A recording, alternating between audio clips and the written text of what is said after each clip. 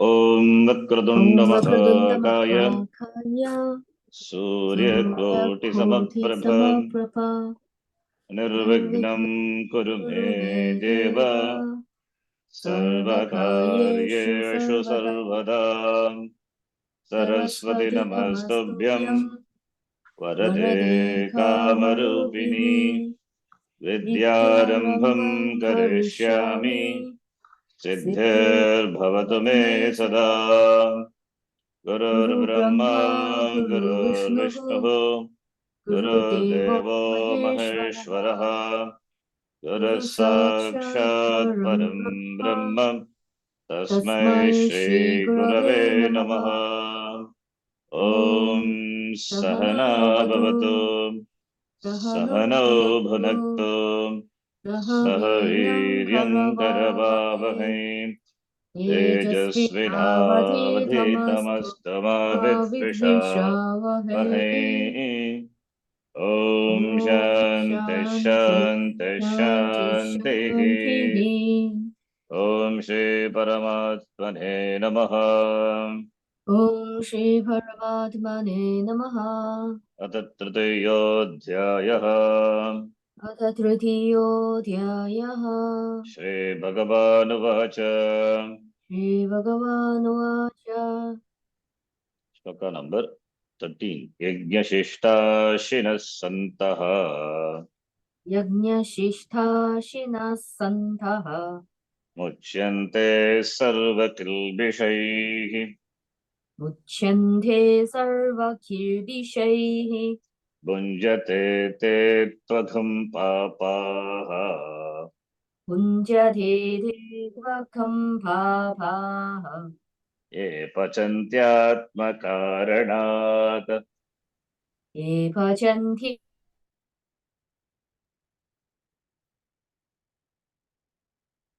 Ye Pachantyat Atmakaranat. Okay. Ye Pachanti Atmakaranat Te Agam Bhunjate. Those who cook for only for themselves, they eat papa. Whereas those who partake the remnants of the yajna, they become free from all the doshas. Sarvakilbishaihi, Sarvakilbishaihi, Muchyante iti. Now, let us continue from freedom from the results of one's action. From there, we have to read. Or the verse can be taken another way. Muchyante Sarvakilbishaihi is therefore, having become purified by knowledge, you will be liberated from all the punya and papa because of jnanam. The punya papa which are the shackles. So you will be free from punya papa because punya papa are the cause for the janma. So jnanena, because of jnanam, this punya papas are destroyed. Punya and papa, they come to the person who has the abhimana of being a karta. So kartrutva invites punya papa. The notion of agam karta, agam bhokta invites punya papa. Now this person has gained jnanam, is a jnani, no kartrutvam, na karta, na bhokta, agam, shuddha atma. Therefore, no punya, no papam. So therefore, muchyante sarvakilbishaihi, punya papaihi, muchyante. Katham jnanena, the jnanat. No one releases oneself from punya papa without having the knowledge. So we want to be released from papa because papa puts us in dukkam, sorrow. What about punya? Punya is also a problem only for a jnani. For those who want to become free from samsara, punya is also as equally a shackle as papa. Both are chains only. One is gold chain, other one is iron chain. Both are chains, as Swami Vivekananda used to say. Because it is gold chain, it doesn't allow you to be free. So for moksha, for mukti, both are shackles. Then want to be free from the samsara, want to be free from janma marana cycle, this from punya papa, that is possible only by jnana. Therefore, without having the knowledge, you cannot be released from punya papa. Therefore, muchyante sarvakil bishayhi means it is through jnana, jnanena. Therefore, the statement sarvakil bishayhi muchyante can be taken to mean from all karmas they get released. Punya papa is karma pala. Therefore, from all karmas they are released. From all karma, whatever the karma they have done before, that is sanchita karma. Of course, prarabdha karma, because of prarabdha, this janma will continue, and agami karmas, which invite new punya papam, everything will get destroyed. Therefore, they become free. As long as prarabdha is there, this janma will go, and then it will stop. After that, there is no rebirth for the jnani. That is the meaning. The word santaha, santaha is a shatranta word. We will see in the grammar. Santaha can be taken together with the word yajnashishta shinaha, meaning being ones who are yajnashishta shinaha. Yajnashishta shinaha is, yajna is, that is Vaidika karma, yajna, that yaga, etc. The Vaidika ritual. Shishta is what is left out. Ashinaha is partaking. So Yajnashishtasinaha Santaha means being ones who are Yajnashishtasinaha. Yajnashishtasinaha, it will be explained later. That Santaha is explained. Santaha means being ones who are Yajnashishtasinaha, or it can be taken as a separate word meaning Santaha, meaning Satpurushaha. That is also possible. Santaha, Satpurushaha, wise people, good people, noble people, Jnanis, Santaha. Sons, that is also Sant. We say Sant.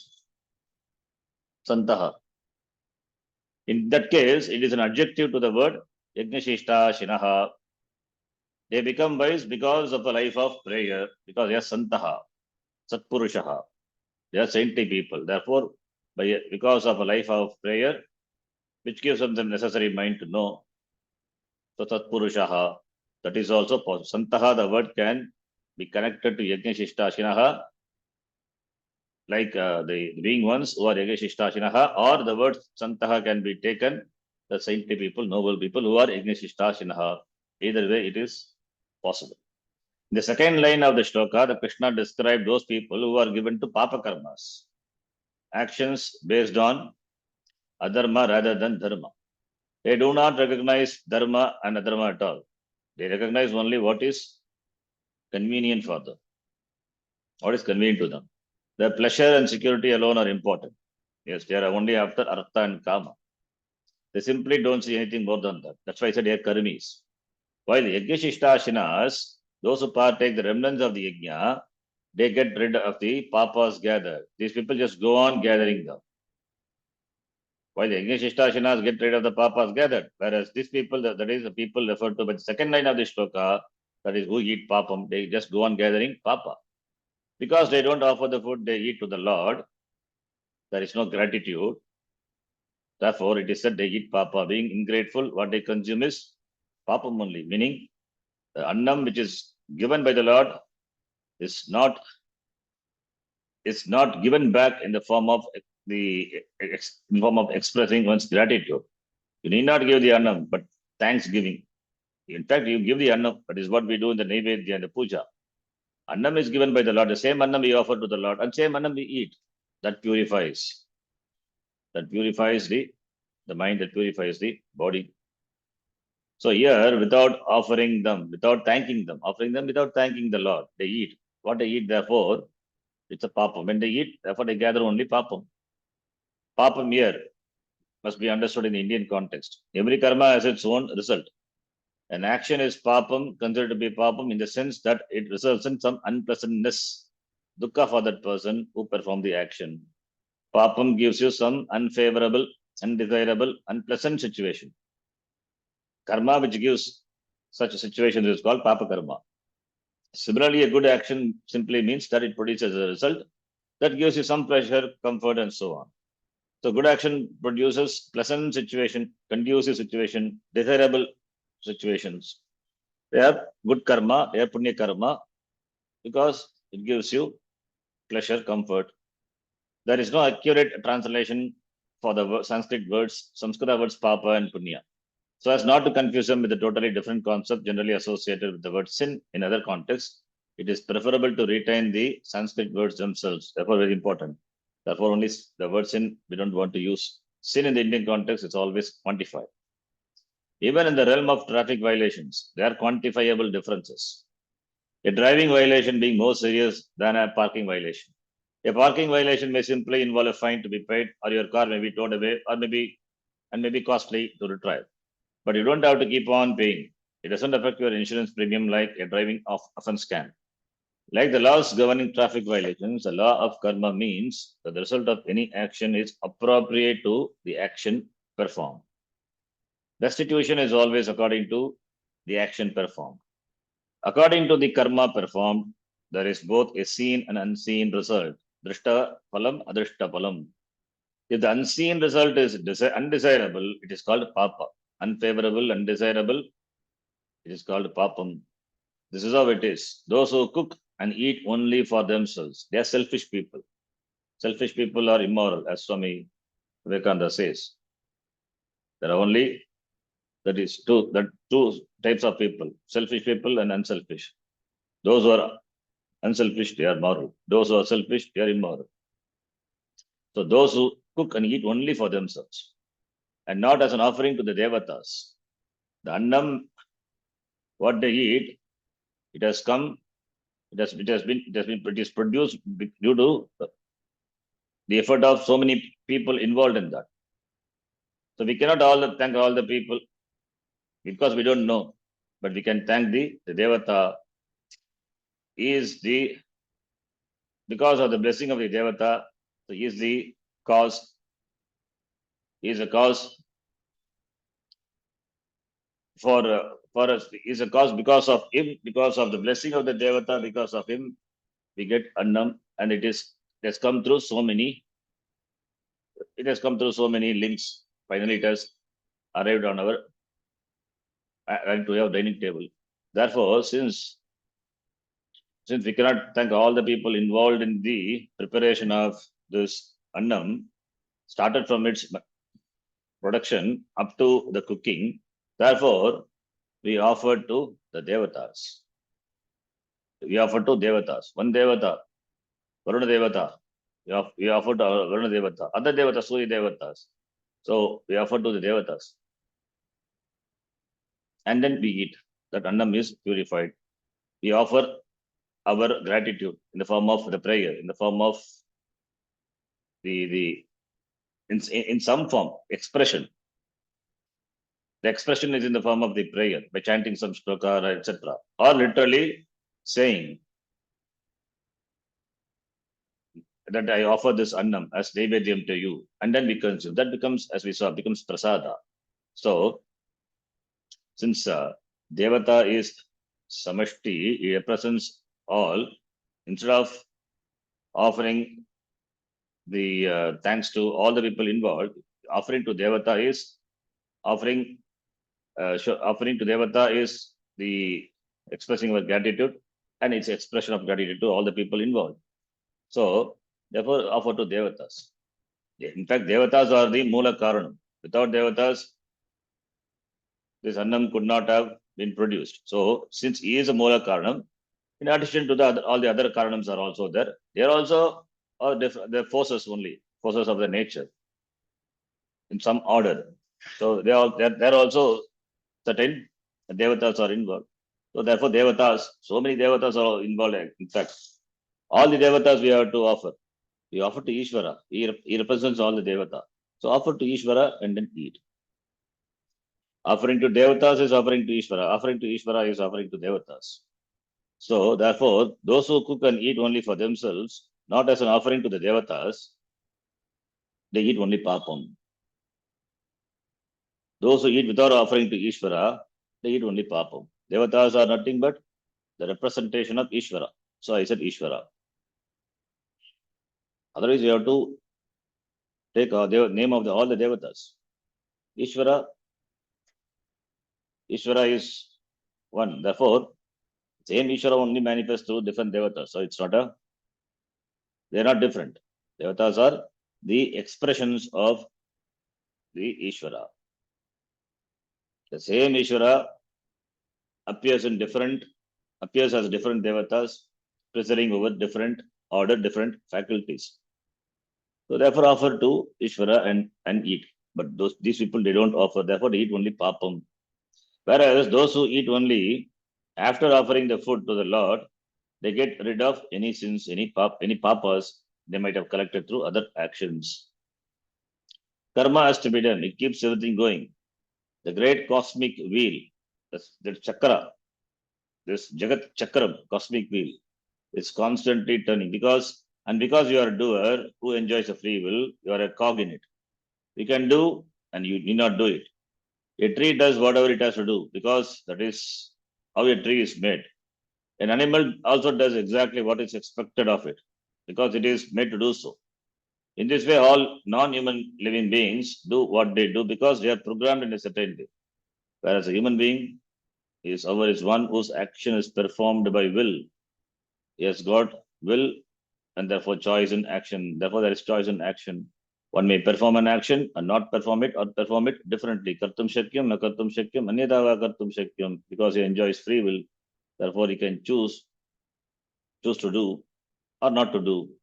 So choosing to do the prayer, choosing to offer to the devatas, choosing to offer to the Ishvara, thanking the Ishvara for offering for offering food. That is choice, that is will. It is appropriate usage of the will. Not thanking, not expressing your gratitude. That is also the use of will, but it is inappropriate use of your free will. You cannot expect animals to be grateful. In fact, they are grateful. You cannot say dogs are the dogs are such a grateful animals. No other animal in the world are as much grateful as a dog. That is how Bhagavan has programmed probably that creature also.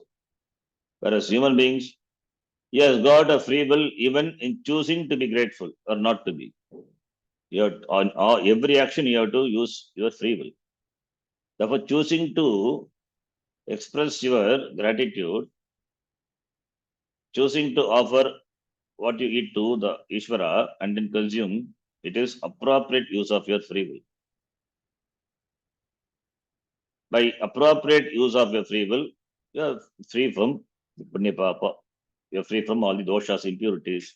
Whereas those who inappropriately appropriate the free will, they consume only papam. They consume only papam.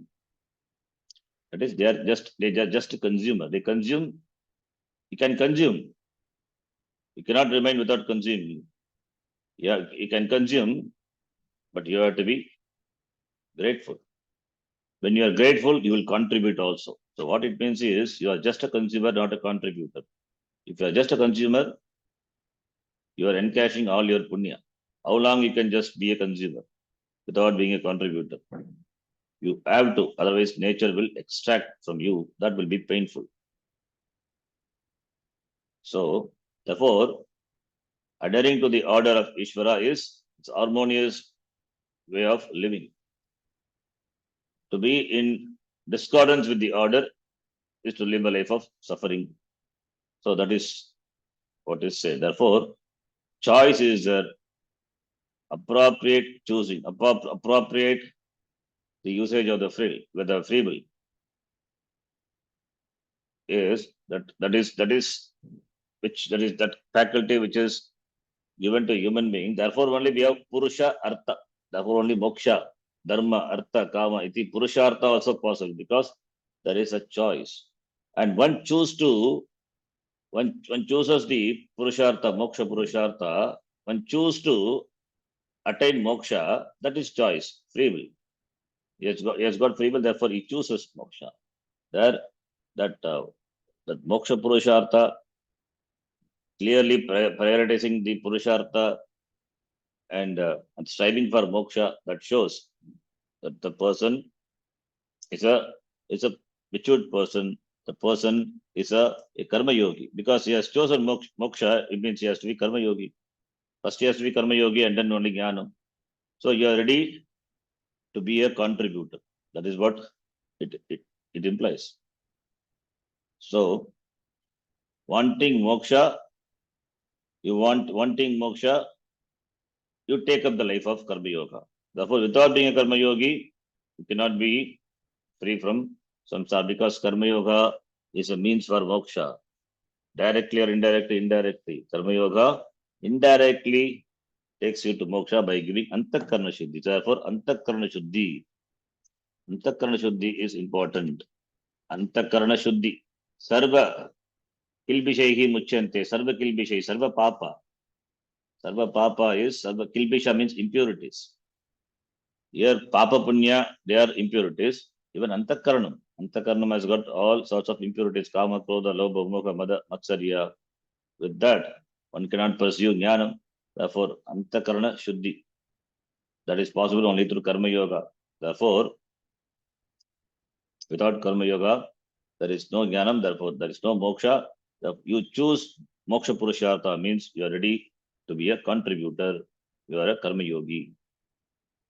Therefore, naturally, you will be thankful. You will be grateful to what you get because you appreciate Ishvara, who manifests in the form of the order. Behind every order, you see the Ishvara. That Ishvara alone manifests in the form of the different devatas, presiding over different faculties, different orders. There are different orders in the order. All the orders are presided over by the respective deities, devatas. So you appreciate them means you appreciate Ishvara. Therefore, you are karma yogi. Therefore, you are a karma yogi. Therefore, only a karma yogi can be grateful. Karma yogi can be a contributor. Karma yogi consumes, at the same time, he contributes. He is more a contributor than a consumer. He contributes more than what he consumes. That is what karma yogi is. That is for being unselfish also. A person cannot be really unselfish. Unselfish means you contribute more, you consume less. Selfish means you contribute less, you consume more. That is what being selfish. Being selfish is immoral, being unselfish is moral. So karma yoga life is, that is the religious life, moral life. We'll see. We'll continue in the next class. 14th shloka. Om Purnamadav Purnamidam Purnat Purnamudachyate Purnasya Purnamadaya Purnameva Vashishyate Om Shanti Shanti Shanti Hari Om Shri Gurubhyo Namaha Hari Om Dhanyavadaha.